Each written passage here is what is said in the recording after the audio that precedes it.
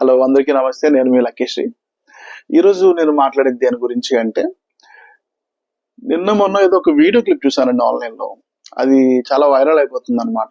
ఏంటి అంటే, మన ఇంటర్నేషనల్ బాక్సర్ మేరీ కామ్ గారు ఉన్నారు కదా, ఆమె గురించి.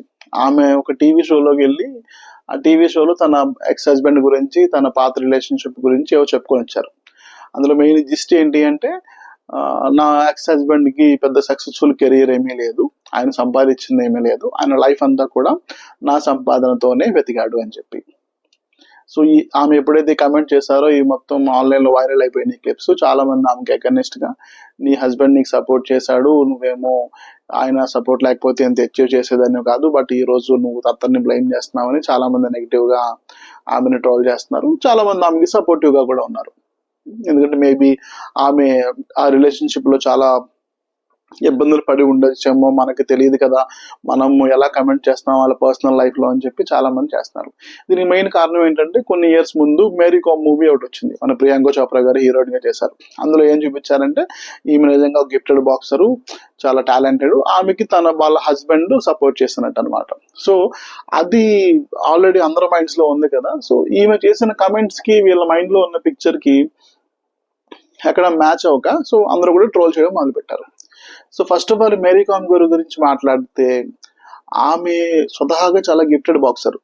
సో ఆమెకి వాళ్ళ హస్బెండ్, బాయ్ ఫ్రెండ్ ఎవరో సపోర్ట్ చేస్తేనే ఇంత ఏ రేంజ్ కి ఎదిగారు అనేది చాలా రాంగ్ అనమాట. రాంగ్ పర్సెప్షన్ నేను అనుకుంటున్నాను, నాకు పర్సనల్ గా అనిపిస్తుంది. ఆమె ఒక గిఫ్టెడ్ బాక్సర్, కష్టపడ్డారు. కొంచెం మేబీ ఒకవేళ సపోర్ట్ చేయకపోయినా కొంచెం ముందు కనుక లేట్ అయ్యేదేమో, కానీ ఆమె ఏవైతే లారెల్స్ దేశానికి తెచ్చిపెట్టారో అవన్నీ కూడా ఆమె కంపల్సరిగా సాధించి ఉండేది, సపోర్ట్ ఉన్నప్పటికీ లేకపోయినప్పటికీ.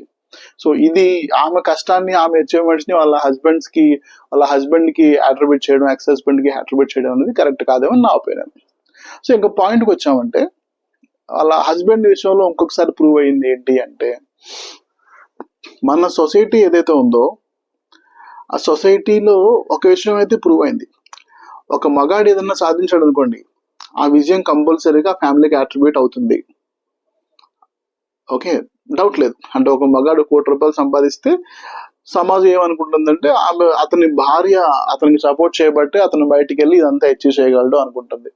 సో సమాజం ఒకవేళ అతను పర్సనల్ అనుకోకపోతే, చట్టాలు ఏవైతే ఉన్నాయో ఆ చట్టాలన్నీ కూడా ఆ భార్యకి రైట్ఫుల్ షేర్ అనేది ఇప్పించేలా ఉన్నాయి. కానీ మగాడికి అలా లేదు ఎక్కడ కూడా. సో వాట్ ఐ సజెస్ట్ అంటే, సొసైటీలో మీరు మీ పార్ట్నర్ కోసం ఏదైనా సాక్రిఫైస్ చేయాలి అనుకుంటే, మీరు చాలా పెద్ద పప్పులో కాలేస్తున్నట్టే.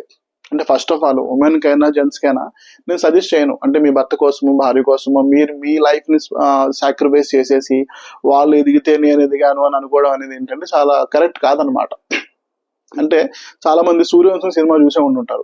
అందులో వెంకటేష్, నేను బస్సు డ్రైవర్ గా ఉంటాను కానీ మా వైఫ్ ను ముందు ఐఏఎస్ చదివిస్తాను, ఆ తర్వాత అమ్మాయి నన్ను చూసుకుంటుంది అంటే, అలాంటి బిస్కెట్లు మనకి రియల్ లైఫ్ లో వర్కౌట్ అవ్వవు ఆటోమేటిక్ గా. సో ఎప్పుడైనా ఎదగాలి అని ఒక కపుల్ అనుకుంటే మ్యూచువల్ గా ఎదగడానికి ట్రై చేయండి. కానీ నా భార్యకి నేను సపోర్ట్ చేస్తాను, నా భార్య ఎదుగుతుంది, నా కుటుంబాన్ని చూసుకుంటుంది, నేను ఒక సపోర్టర్ గా ఉంటాను సొసైటీలో, నాకు మర్యాద దొరుకుద్ది అని మగాళ్ళు అనుకుంటే మీరందరూ కూడా పప్పులో కాలేసినట్టే. బట్ ఉమెన్ ఆ రెస్పెక్ట్ పొందగలరు. ఇప్పుడు ఎగ్జాంపుల్ మీకు చెప్పాలంటే, ఒక ఉమెన్ ఉంది అనుకోండి, ఆమె లైఫ్ లో ఒకటి సంపాదించారు అంటే ఆ గౌరవం ఆమెకు దొరుకుతుంది. అంటే మన సొసైటీ చూసే విధానం గురించి చెప్తున్నాను నేను. ఓకే, ఆమె అచీవ్ చేస్తే ఆమెకు దొరుకుతుంది, ఆ అచీవ్మెంట్ హస్బెండ్ కి అట్రిబ్యూట్ అవ్వదు. మీరు ఎంత మీ పల్లెమా అనుకుని ఆమెకు సహాయం చేసినా, ఆమెకు సపోర్టివ్ ఉన్నా, కుటుంబానికి ఉన్నా సరే, అట్ ది ఎండ్ ఆమె సంపాదించింది ఈయన ఇంట్లో ఉన్నాడు అని చెప్పి అంటారు. అదే గనక ఒక హస్బెండ్ అచీవ్ చేశారనుకోండి లైఫ్ లో ఏదన్నా, సొసైటీ ఏమంటుందంటే, ఆమె అసలు సపోర్ట్ చేయకుండా ఉంటే ఇతనికి ఏ మగాడికి కూడా అది అచీవ్మెంట్ అవ్వదు, చేయలేరు, వాళ్ళు అచీవ్మెంట్ సాధించే వాళ్ళే కాదు అని చెప్పి అంటూ ఉంటుంది. సో ఒకవేళ సొసైటీ విషయం పక్కన పెట్టినా సరే, చట్టాలు ఏవైతే మన ఇండియాలో ఉన్నాయో అవన్నీ కూడా లేదు, వీళ్ళు సపరేట్ అవుదాము లేదంటే అనుకున్నప్పుడు, ఒక భార్యకి రైట్ఫుల్ షేర్, ఆ హస్బెండ్ ఏం చేసిన దాంట్లో కానీ, ఆయన అచీవ్మెంట్స్ లో కానీ, ఆ లైవ్లీహుడ్ లో కానీ ఒక రైట్ఫుల్ షేర్ అనేది ఇవ్వడానికి మన చట్టాలన్నీ కూడా తయారు చేయబడి ఉన్నాయి. మగాళ్ళకి అలా లేదు. సో మీరు కానీ ఒక బాయ్ ఫ్రెండ్ కానీ ఒక హస్బెండ్ కానీ అయ్యి మీరు మీ పార్ట్నర్కి సపోర్ట్ చేద్దాము అనుకుంటే చేయండి, తప్పులేదు. ఫస్ట్ మీరు సెటిల్ అవ్వండి, ఆ తర్వాత మీ పార్ట్నర్ని సపోర్ట్ చేయడానికి ట్రై చేయండి. లేదు మ్యూచువల్ గా మీరిద్దరూ సపోర్ట్ చేసుకుందాం అనుకుంటున్నారా ఒకరి కెరియర్ కి ఒకళ్ళు, అది కూడా చాలా మంచి విషయం. కానీ నేను చెప్పబోయేది ఏంటి అంటే, మీరు మీ కెరియర్ ని పక్కన పెట్టేస్తాను, నా వైఫ్ కి నేను సపోర్ట్ చేస్తాను, నా కెరియర్ పోయినా పర్లేదు అని మీరు ఎప్పుడైనా అనుకున్నారు అనుకోండి, ఆ తర్వాత మీరు చాలా పెద్ద హార్ట్ బ్రేక్ కోసం మటుకి మీరు రెడీగా ఉండాల్సి ఉంటుంది. ఎందుకంటే మనం చాలా సార్లు చూసాం ఈ మధ్య రీసెంట్ గానే ఒక ప్యూను ఒక ఎస్డిఎం కేసు ఏదో రీసెంట్ గా కూడా అయింది 3-4 years బ్యాక్. ఒకటి మీరు ఆన్లైన్ లో ప్యూను ఎస్డిఎం అని కొట్టారు అంటే మీకు చాలా వీడియోలు వస్తాయి అనమాట ఆ స్టోరీ ఏంటి అనేది.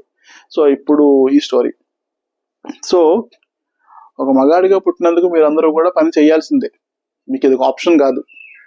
You have to earn money, you have to earn the respect. ఆ తర్వాతే మీరు మీ స్పౌస్ కి సపోర్ట్ ఇచ్చినా ఓకే, కానీ మీరేమి పేయకుండా నేను వాళ్ళకి సపోర్ట్ చేశానని చెప్తే వినడానికి ఎవ్వడూ రెడీగా లేడు. ఓకేనా? Thank you, bye.